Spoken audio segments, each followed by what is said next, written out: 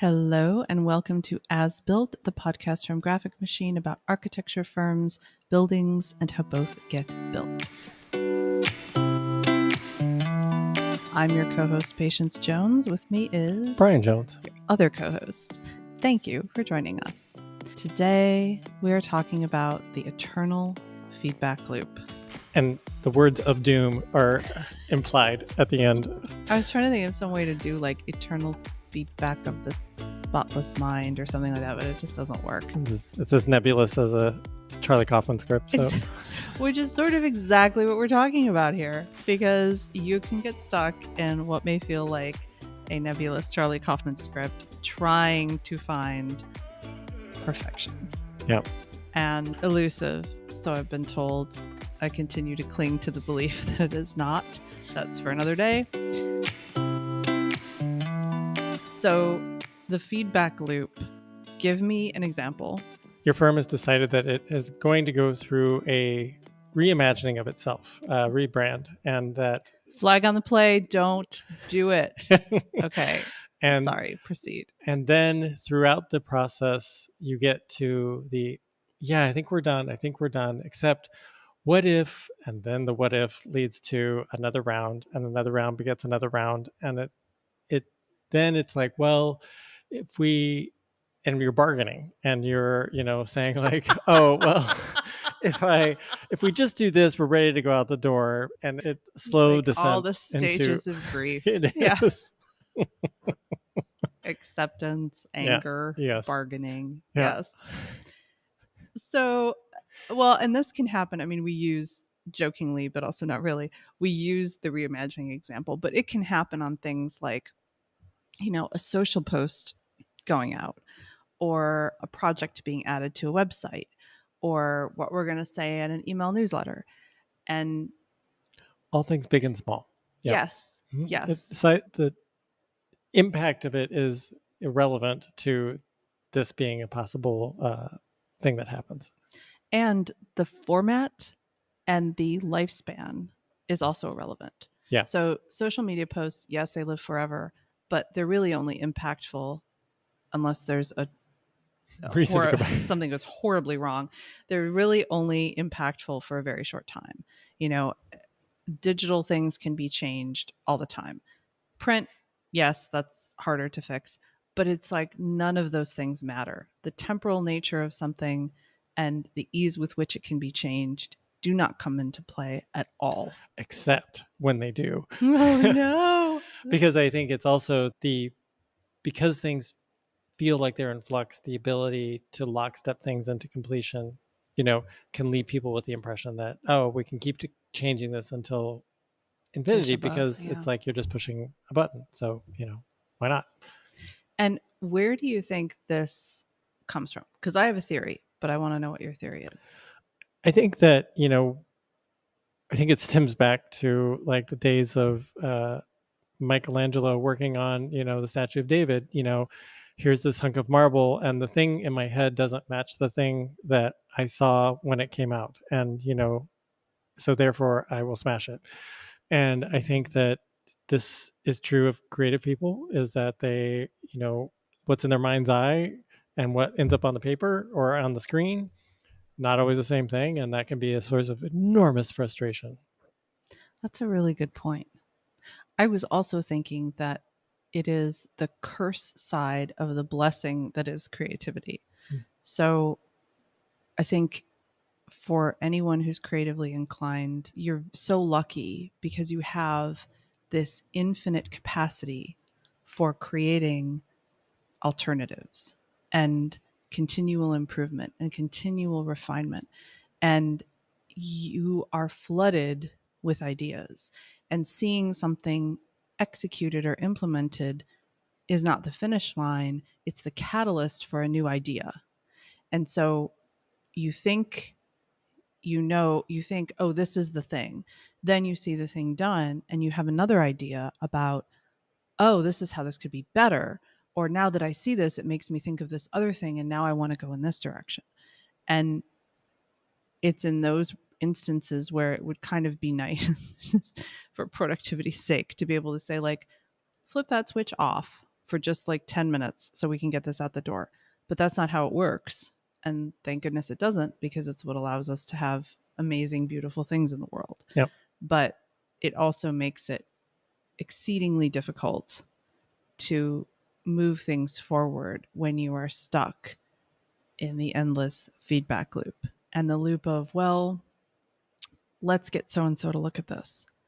Let's get so and so to look at this. Let's do a charrette about everything that goes out the door, Yeah. no matter its import. And I want to sit on this, and then the other people should sit on this, and then we'll regroup and we'll have a meeting and we'll talk about this, and then we'll all. And meanwhile, the thing, whatever it is dying a slow death. Well, let's narrow the scope down to the marketing materials, since that's our one. And because I think the way that, Oh, I was meaning a charrette for marketing totally. materials. Yeah. But But you just shouldn't have. No. But anyway. So here are some tactics that you can think about to help combat this a little bit would be to agree on what the goals are. And that alone could, create an opportunity for a lot of a lively discussion around what the goals are and whose goals are the ones that we ultimately choose. So I acknowledge that. But recognize that in a room full of creative people, there are as many creative idea options as there are people in the room. So when you're making a decision on who is going to be part of the decision-making process and how many people are going to be involved in the decision-making process, that has to play a part in that, because the more people that you add to the process, the more time is inevitable before something goes out the door. That's just true. That it will be true. So that's one thing to consider, is like, having a focused group that deals with one aspect of the project. So their job is to help lockstep certain things so that you don't end up with, the eternal feedback loop. I think another way to go at it, which should be added on to what you're suggesting, is the criteria objective or subjective? Mm-hmm. So is the thing, whatever it is, ready to be birthed into the world when it meets these objective criteria?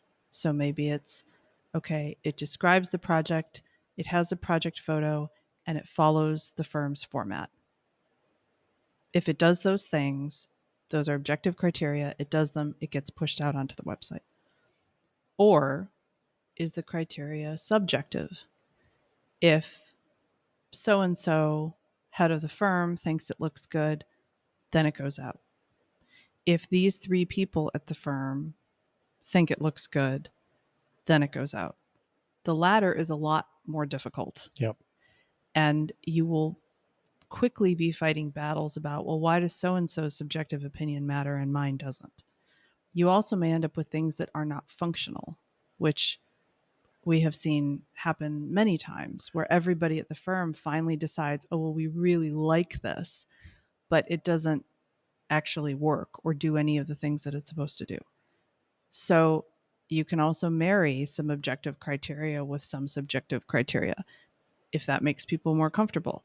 Okay, if it does these things and 2 out of the 3 people that we ask are comfortable with it, then fine. But there has to be, you have to sort of decide and commit to which path you're going to walk. And if you decide that you're walking the subjective path, you also have to be comfortable with it may never go out. Yeah. And one way to think about, does it matter or does it not? If that thing goes out, what does it do for your firm? So if by putting out a press release about the latest award that you won is something that will generate new project leads, and if 10% of those leads close, that's worth X dollars to your firm, then that's a value you can assign to the press release. And you can decide, okay, this matters, this doesn't matter. If it never goes out, it's fine, because it really is, an exercise in vanity, or it's really only worth, $100 to us. But probably that's not going to be where things come out. And so if everybody's acknowledges, okay, every day that this doesn't go out, it loses value and we're losing opportunities, then everybody can either be okay with that or not. Yeah. I mean, I think that you've said it, but I want to re-say it, explicitly, which is set a deadline. Very critical. And, you only have so many tools in your arsenal to combat the eternal feedback loop. And one of them is having a deadline that everybody agrees has to be met. Because sadly, sometimes the only thing that brings a feedback loop to a close is the fact that it has to go out the door. And that is just something that happens. And that's something that can cause a lot of anxiety, because the immediate reaction to that is, but what if it's not ready? What if I don't like what it looks like by the deadline? What if it's not where it needs to be? Well, there's variations of, is it not ready? Yeah. Is it missing all of its text? Then yeah, it's not ready. Is it that you're pretty sure that if you just stewed on it a little bit longer, you would find a better way to do it? It's ready and it's going out. Yep. I all the time I think about the adage about Saturday Night Live. We don't go on because we're ready. We go on because it's 11:30. And sometimes Saturday Night Live is great and sometimes it's not. And that's kind of baked into its DNA. Sometimes something you put out will be your masterpiece. Probably not, because we're talking about marketing and you're an architect and your masterpiece is other kinds of work. Yep. Your masterpiece and the thing that people will put up in your museum after you die is not the press release that you reviewed or the social media post that you did. It's going to be about your architecture work. And I think it's really to see these things as tools that get you opportunities and not that provide barrier to somebody considering you for design opportunity. Meaning, like, if the design is not perfect, then you won't be considered. I think that's the kind of underlying fear. So, let the thing be good at what it does and a tool that helps people understand the work that you're capable of, and not the last say on your design talent and capabilities. And it's sometimes hard to separate those two things. Yeah. The marketing is a viewport into your work. It is not, nor should it be, your work. And I'm not advocating for bad or unprofessional, Oh, God, marketing materials, no. but in the world of like letting the work be the thing that shines, that should be the guiding, sort of North Star for, your marketing. Well, and you've talked about a little bit, just the nature of architecture school, sort of teaching the iterative model that you keep revising and you keep reviewing and you keep going back over things. So this is pretty ingrained, I suspect, Yep. in anybody who went to architecture school. And it's a hard habit to break. And I think when the thing that you do has you doing that all the time, Yeah. it can seem really foreign to adopt a different methodology for the marketing. But again, see it as a tool that helps you get to a place that you want to get to. Well, and I think that's why it's important to have somebody else in your firm or somebody outside your firm, doesn't really matter, be the person that's saying, okay, no, this needs to go out, or we're on deadline here. Because or we need to tackle it in this particular way. Yes, exactly. Yep. We can't have 85 iterations of this. It's got to go out the door. That's what those people are there for. And you should rely on them for that. Yep. Well, big takeaways. Big takeaways. Don't, as hard as it is, don't get entrenched in the eternal feedback loop.